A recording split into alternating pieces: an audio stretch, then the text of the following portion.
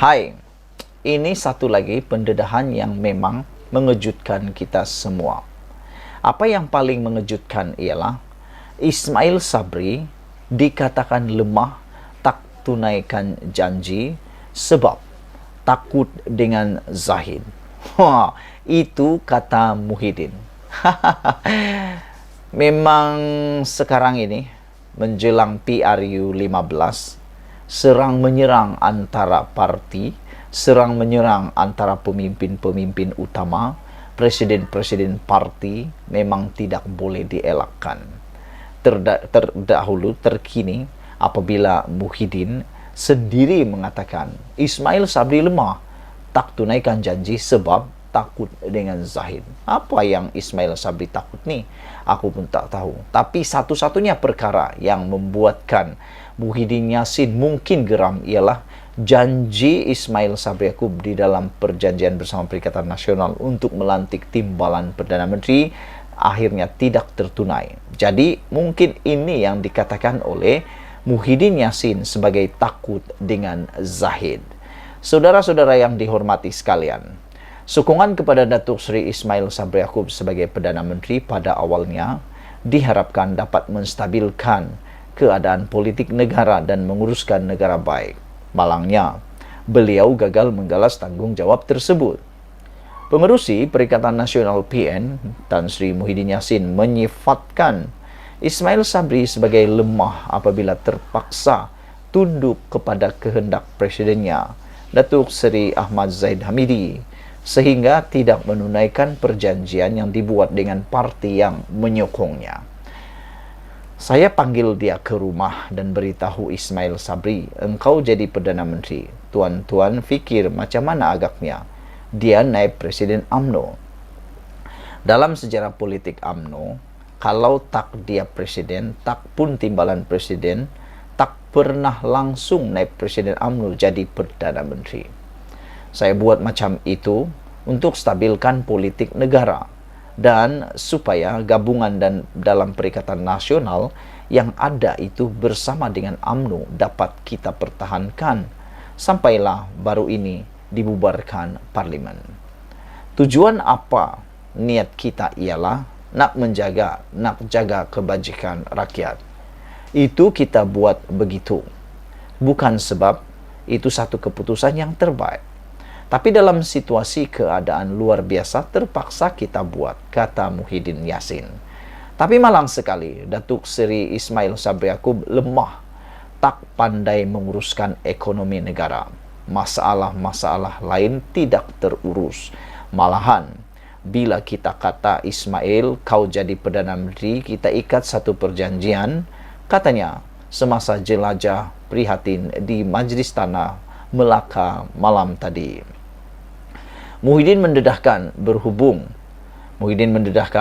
kandungan dalam perjanjian yang dibuat dengan Ismail Sabri tersebut, antaranya melibatkan lantikan jemaah menteri, kota-kota jawatan senator, dan termasuk semua parti komponen dalam kerajaan perlu berbincang terlebih dahulu sebelum dibubarkan parlimen. Namun Muhyiddin berkata disebabkan takut kepada Zahid, semua perjanjian tersebut tidak ditunaikan dan dihormati Ismail Sabri, hanya semata-mata bimbang akan dipersoalkan ketua partinya itu. Ikatan itu untuk memastikan walaupun Ismail Sabri ada di situ, dia kena hormatlah. Kita Perikatan Nasional PAS ada kat situ. Kita bersatu dekat situ, gerakan. Supaya apa-apa yang sewajarnya mereka laksanakan sebagai kerajaan dapat dikekalkan. Satu jawatan menteri kalau ada kekosongan mesti diisi.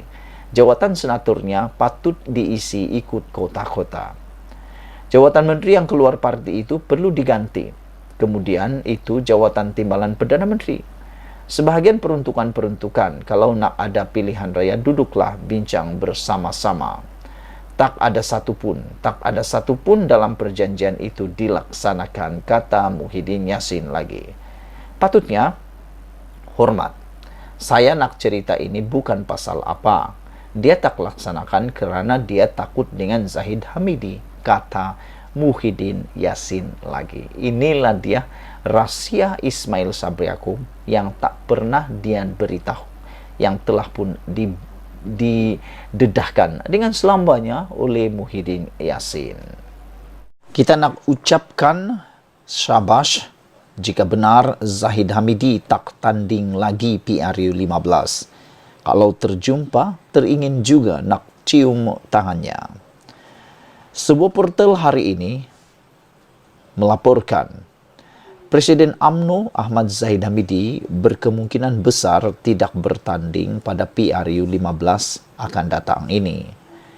Dilaporkan beliau membuat keputusan besar tersebut sebagai satu pengorbanan agar isu yang menyelubungi dirinya tidak dijadikan modal kempen oleh pihak lawan.